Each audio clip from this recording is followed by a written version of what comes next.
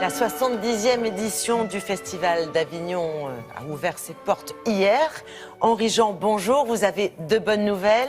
La Comédie Française est de retour et c'est un hommage à Visconti. Voilà, si je résume, voilà, de bonnes nouvelles. Tout à fait. Alors, vous avez entendu Maurice Jarre qui a fait la musique du film Les Damnés, 1969, et Maurice Jarre qui a orchestré l'ouverture du Festival d'Avignon, bien évidemment. Isabelle, je vais vous administrer la plus grande paire de claques que vous ayez pris de votre carrière, si je peux me permettre. Et pourquoi donc?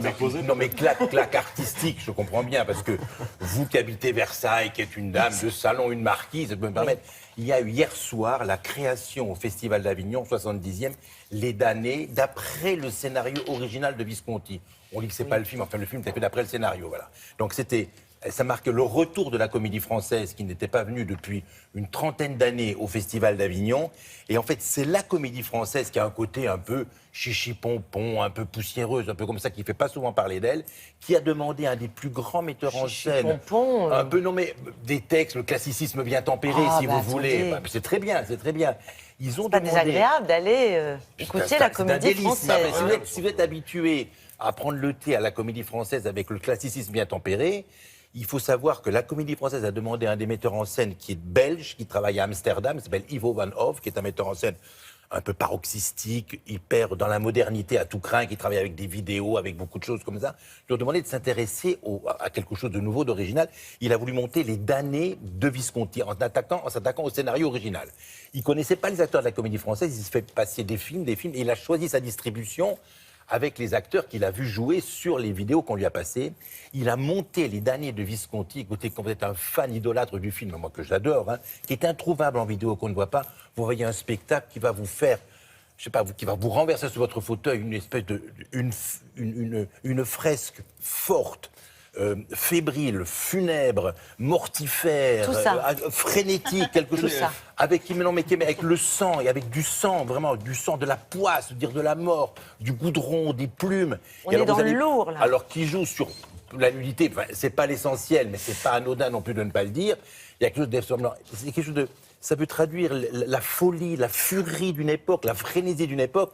Et c'est fait en utilisant, je veux dire, des caméras sur scène qui filment les acteurs, avec plusieurs points de vue, avec une débauche de couleurs, avec à la fois un déferlement de haine, de frénésie. Alors, je vous invite à aller le voir. Et je vous précise, comme nous sommes dans Télématin, émission familiale, le matin de bonheur, vous allez voir une version, disons, soft et amoindrie par rapport au torrent de furie frénétique qui est sur scène et qui est absolument fascinant et vraiment totalement bouleversant. Les damnés, c'était hier soir l'ouverture du festival d'Avignon.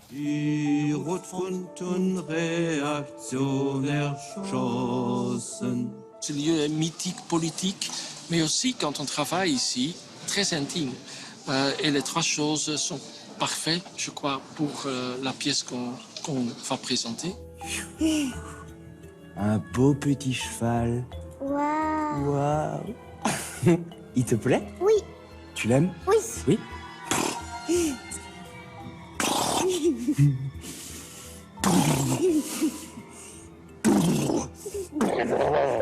J'ai 27 ans et je suis à la Comédie Française depuis 2 ans.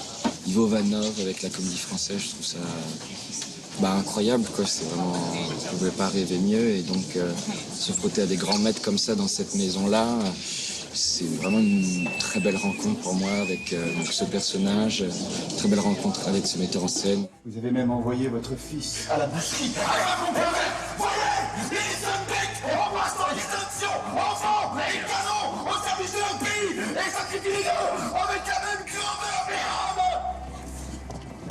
Mais une troupe, la bande d'acteurs qui se retrouvent sur le plateau, on se connaît bien, on travaille bien ensemble, on travaille vite ensemble.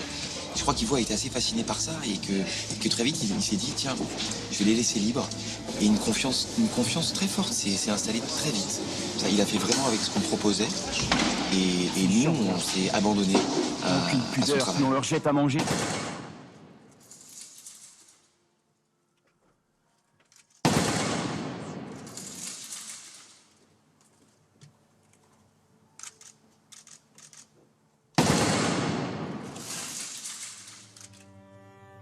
c'était presque un texte visionnaire, hein, quand on voit ça aujourd'hui. Ça parle peut-être plus aujourd'hui que dans le temps que Visconti l'a fait. Et ce sont trois choses pour moi. Bien sûr, c'est un drame d'une famille puissante, très riche, mais une famille qui n'est pas une famille chaleureuse. C'est plutôt un nœud de vipère. Mais la chose la plus importante pour moi, c'est que dans le texte, on voit l'alliance entre le monde économique, le monde financier, avec un régime extrême droite. Et ils font cette alliance seulement pour gagner de l'argent. Il ne tardera pas à passer en d'autres mains dont la poigne sera plus puissante que la sienne. Le troisième, c'est l'histoire des deux jeunes hommes, Martin et Günther. Ils sont des hommes plutôt apolitiques au début du spectacle. Et on voit que ces deux jeunes hommes se développent en des fascistes, des nazistes, à la fin du spectacle. Et ils disent ça eux-mêmes, pas inspirés par la idéologie du nazisme ou du fascisme, parce qu'ils ne connaissent pas, mais par la haine.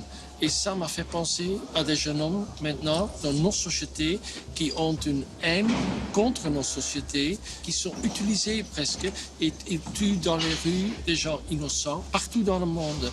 Et je crois que ça, c'était vraiment visionnaire de Luchino Visconti, le développement ou le portrait de ces deux jeunes hommes. Donc c'est très fort. Rapidement, les interprètes, oui, à très toute vite. vitesse, l'interprète qu'on a vu que la casquette, il s'appelle Christophe Monténez. Il joue le rôle de Helmut Berger, le rôle de Martin.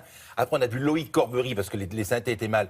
Il est d'Avignon, c'est son retour à Avignon, donc il est fou de bonheur. Corbery qui est magnifique. Et puis le metteur en scène, donc Ivanov. Ça dure jusqu'au 16 juillet, donc dans la cour d'honneur du Palais des Papes. Et ce sera repris à la rentrée à la Comédie Française à Paris. Voilà, parfait. Et c'est enfin, au-delà du magnifique, c'est plus que magnifique. Ça, je crois qu'on a Magnifique, compris c'est chavirant, que vous chavirant. avez apprécié. Voilà. Merci beaucoup. Télématin continue.